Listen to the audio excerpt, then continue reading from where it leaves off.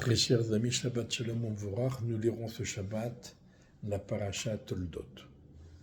Donc nous nous souvenons à la fin de Parashat Vayera, il y a eu la Akedat Yitzhak, puis Sarah Imenu, la maman de Yitzhak, est décédée à l'âge de 127 ans, alors que Yitzhak en avait 37. Il y a eu pendant Parashat Yetzara, il est question de l'achat de Maharat Marpella pour enterrer Sarah. Puis Abraham a mandaté son fidèle serviteur Eliezer pour chercher, trouver et ramener la bonne épouse à son fils Yitzhak. Eliezer revient avec Rivka. Yitzhak et Rivka se marièrent et Yitzhak se consola de la mort de sa mère.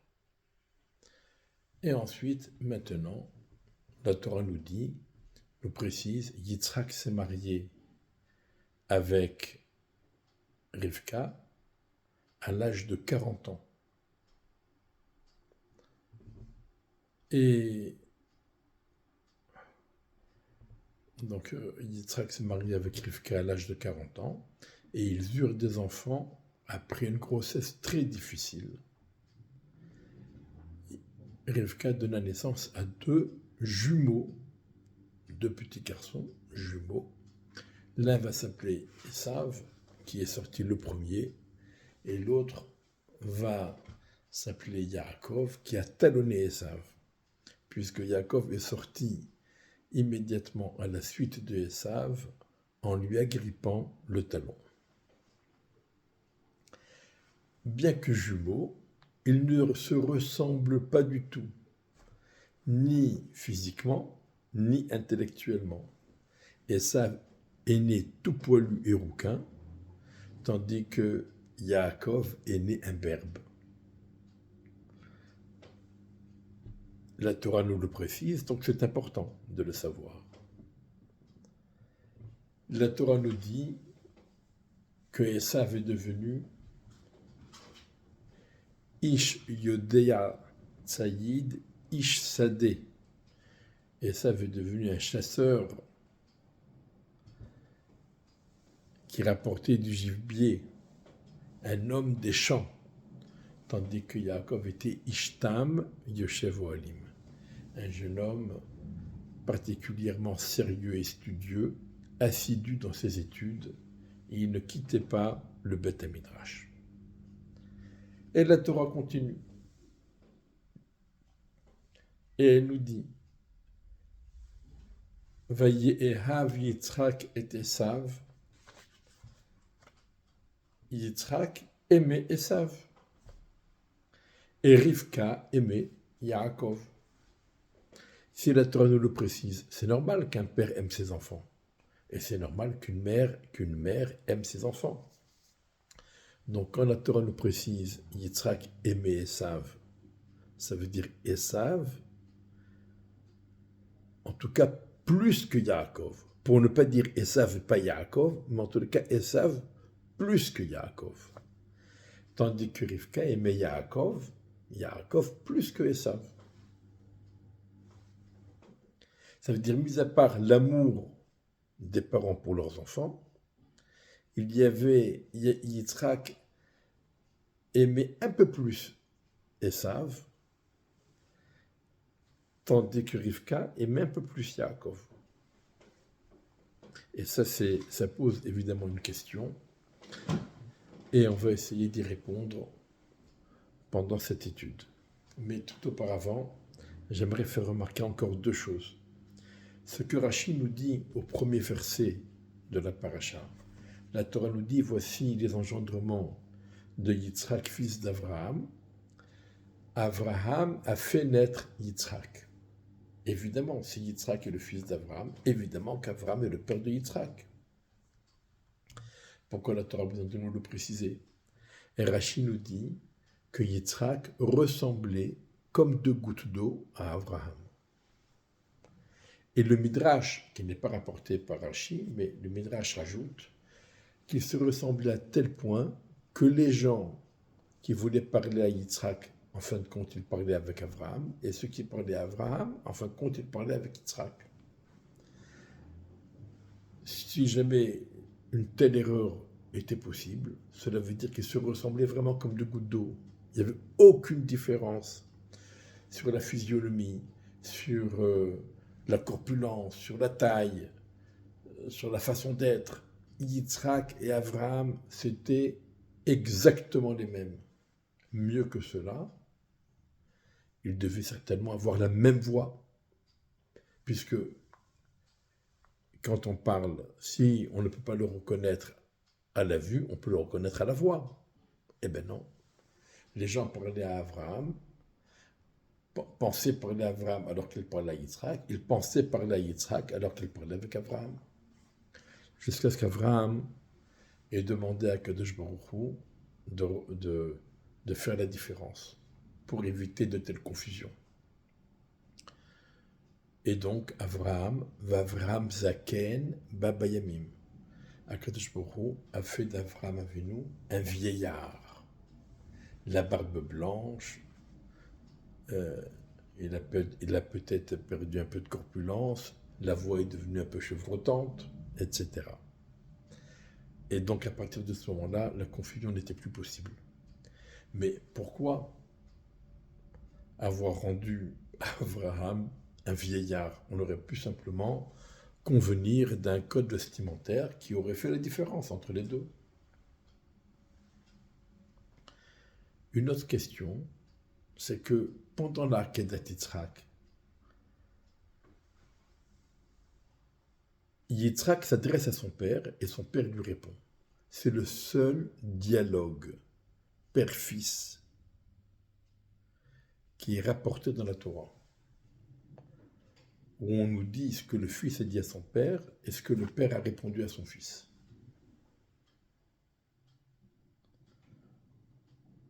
Et ensuite, à partir de la Kedah, il n'y a plus aucun lien entre Yitzhak et Abraham. On ne les voit plus ensemble. Abraham rentre après la Kedah Yitzhak à Beersheva, et Yitzhak, on n'en parle pas. On en reparlera lorsque Rivka reviendra avec Eliezer et elle voit Yitzhak s'avancer dans le chemin. Mais pendant toute une période de 3 ans, Yitzhak a disparu et Avraham et Yitzhak ne sont plus ensemble, alors que on avait dit pendant la Kedat Yitzhak qu'ils étaient ensemble. Vayelchou yardav, ils cheminent ensemble, ils sont ensemble. Et maintenant, c'est ou l'un ou l'autre. Que s'est-il passé? Donc en fait, il faut revenir à la question de départ. Pourquoi Kadosh Baruch Hu demandait à Avraham de faire la Kedat Yitzhak? Quel était le but? D'autant plus que, finalement, Kadosh Baruch Hu a dit à Avraham, moi je ne t'ai pas dit de l'égorger, je t'ai simplement demandé de l'élever.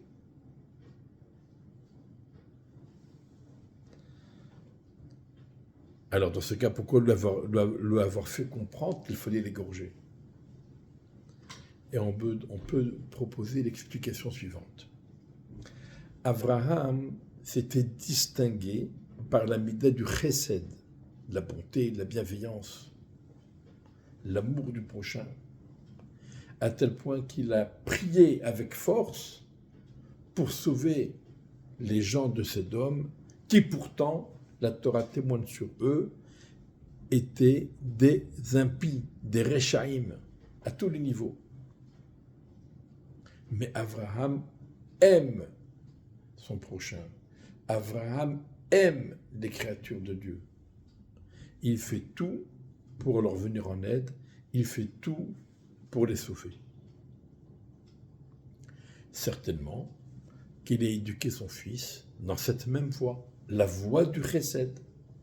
Avraham éduque son fils à continuer dans cette voie de chesed. Et c'est là que le Satan lui dit, Abraham, il éduque Yitzhak dans la voie du Chesed. Mais c'est pas ça qu'il faut. Il y a d'autres façons de servir Hachem que par le Chesed. Il y a d'autres façons de se rapprocher d'Hachem que par le Chesed. Il y a d'autres choses à révéler sur Hachem dans le monde. Donc Abraham fait tout ça par rapport à lui-même, par rapport à sa façon d'être, à sa façon de te percevoir, à sa façon de te servir. Mais il ne pense pas à toi, entre guillemets. Ça veut dire qu'il ne pense pas qu'il serait possible de te servir autrement, différemment. Et alors, Akadosh Baruch Hu, il a dit, je vais lui demander d'apporter Yitzhak en sacrifice. Et Akadosh Baruch Hu va faire comprendre à Abraham, va lui présenter les choses pour qu'il comprenne qu'il faut l'égorger. À partir du moment où le père est prêt à égorger son fils, il perd toute légitimité sur son fils. Il ne peut plus rien lui demander, il ne peut plus lui faire la moindre remarque. Tu étais prêt à m'égorger, tu étais prêt à me tuer, qu'est-ce que tu me demandes maintenant? Une fois que Abraham était prêt à égorger son fils, il a donc perdu sa légitimité, même d'éducateur, à que je vous le dis stop.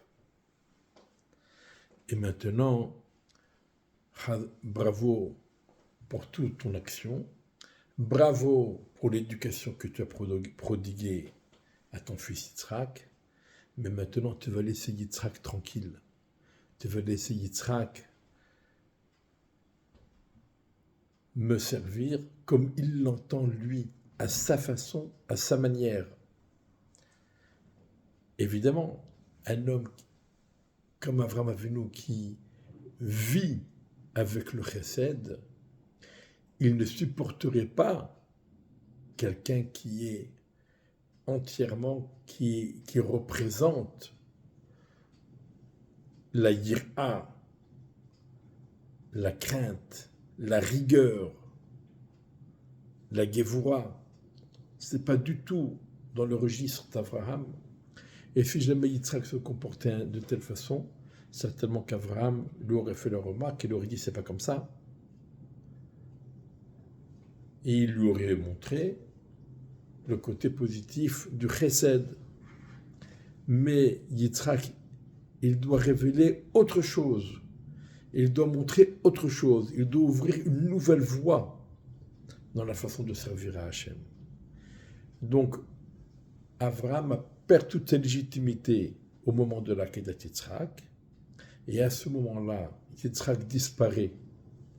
Le Midrash nous dit qu'il est monté au Gan Eden, où il est resté pendant 3 ans.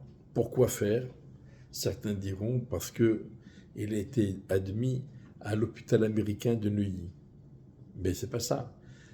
Il a vécu 37 ans dans une ambiance de chesed, avec une éducation de chesed, et va vivre 3 ans au Gan Eden dans une ambiance de Midat Hadin, de Pahad, de Yir'a, de Gvura. Une ambiance de rigueur. Ça va être son chinour pendant 3 ans dans sa nouvelle voie dans la Avodat Hashem. Et à partir de maintenant, Yitzhak se marie avec Rivka et il sert Hashem à sa façon. Et on comprend qu'Avram et Yitzhak ne peuvent plus tellement cohabiter parce qu'effectivement, ils ont, même si tous deux, évidemment, servent Hachem, mais chacun a un chemin diamétralement opposé. C'est comme le disent les commentateurs, tous les tzadikim vont faire un cercle autour d'Hachem et tous vont montrer du doigt Ze Eli Vanvehu. Voici mon Dieu. et je vais le servir. Mais quand on est en cercle, alors ceux qui sont diamétralement opposés, quand ils pointent du doigt, ils pointent des directions différentes, des directions contraires, opposées. Mais finalement, ils pointent vers le centre, vers Hachem. Ça veut dire, même si on a une façon totalement différente de te servir, Hachem, mais on sert Hachem, on ne fait pas autre chose. La Kavanah, c'est le Shem Shamayim, c'est de servir Hachem.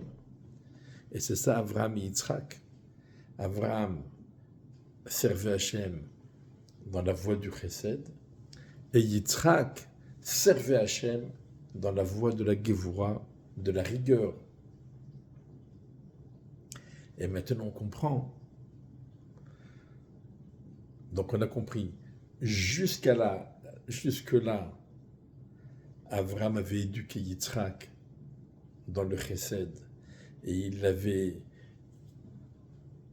mis dans les voies du Chesed, et donc Avraham et Yitzhak se ressemblaient comme deux gouttes d'eau, c'est-à-dire ils disaient la même chose, Chesed, Chesed, Chesed, Chesed. Mais à partir de maintenant, Avraham est devenu un vieillard, parce que la vieillesse symbolise la bonté, la patience, la bienveillance. Tandis que Yitzhak, il symbolise maintenant la Gevura, donc c'est la rigueur, et donc ils ne sont plus ensemble, même si tous deux ont la Kavanah et le Shem Shamayim, évidemment. Et ils ne se ressemblent plus. Et dans le Piyut, il est dit Zikna beyom din, ubaharut beyom kerav. La vieillesse, Akadosh Baruch Hu se présente comme un vieillard, la vieillesse, le jour du jugement, c'est-à-dire beaucoup de bonté, beaucoup de bienveillance, beaucoup de compréhension et d'empathie vis-à-vis de ces créatures. Mais d'un autre côté, Baharut beyom kerav, le jour de la lutte, sur le champ de bataille, Akadosh Baruch Hu se présente comme un jeune homme plein de vigueur, d'audace. C'est Midat Hadin. On comprend également pourquoi Yitzhak aimait Esav, tandis que Rivka aimait Yaakov. Esav, comme on l'a dit, il était poilu et rouquin. Ce sont les attributs de Midat Hadin, de la rigueur. Il faut bien comprendre que initialement, Esav est voué à devenir un des patriarches. S'il y a 4 matriarches, c'est qu'il y a aussi 4 patriarches. Esav et Yaakov sont destinés, s'ils font les bons choix, sont destinés à être tous deux des patriarches. Mais Esav ressemble à Yitzhak parce que lui aussi, il appartient à la Midat Hadin, à la rigueur, à la crainte d'Hachem, à la Gvura. Et donc, Yitzhak voit en Esav sa continuité. Il sait que il va s'attacher à Esav. Il va s'investir beaucoup plus pour Esav dans l'éducation, pour lui montrer le chemin de la Avodat Hashem, selon cette voie qu'est la Midat Hadin et la Yira. Il sait très bien que Yaakov aussi est un tzaddik, mais c'est un tzaddik différent. Comme, de même que Yitzhak, au moment où il s'est différencié d'Abraham, eh bien il s'est, dans une certaine mesure, séparé d'Abraham. De même, Yaakov, Yitzhak sait très bien que Yaakov va ouvrir une nouvelle voie dans la Avodat Hashem et dans la révélation d'Hachem. Et donc, Yaakov est différent de lui et il ne va pas s'investir, il n'a pas la prétention de de le mettre dans la même voie que lui. Donc, Yaakov est un peu dissocié, dans une certaine mesure, dissocié de Yitzhak. Tandis que Yitzhak voit en Esav sa continuité.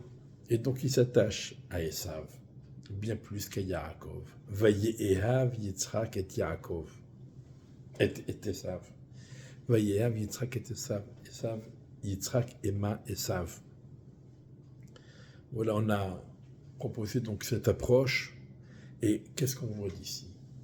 On voit d'une part qu'il y a différentes façons de servir Hachem. Avram avait sa voix, Yitzhak sa voix, et Yaakov a sa voix. Akadosh Baruch Hu demande que chacun le serve selon la voie qui lui est propre, que chacun, Hachem veut que chacun le serve à sa façon, à sa manière, avec sa particularité. Pas tout le monde est obligé d'être comme Abraham. Yitzhak n'est pas obligé d'être comme Abraham. Yaakov n'est pas obligé d'être comme Yitzhak. Abraham c'est Abraham, Yitzhak c'est Yitzhak, Yaakov c'est Yaakov. Et on voit que Esav, qui n'a pas développé une voie personnelle et particulière dans la Avodat Hashem, il a fini par tomber. Il n'a pas résisté.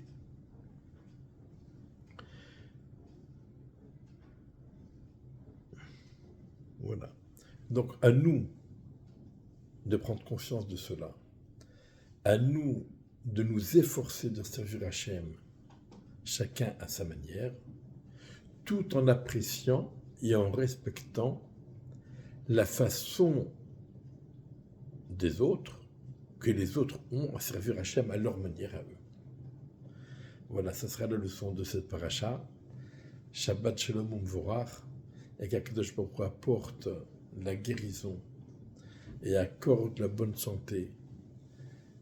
Refoua Shelema, refoua Tenefesh, ou refoua Tagouf, à tous les otages qui ont été libérés par Hashem, à tous les soldats qui vivent des moments difficiles, à tous les Talmidei Chachamim qui étudient la Torah avec acharnement, et qu'Akadosh Baruch Hu nous envoie Meshiach Tzidkenu, et que tous ensemble, nous pourrons servir Hachem, chacun à sa manière. Shabbat Shalom Umvorach.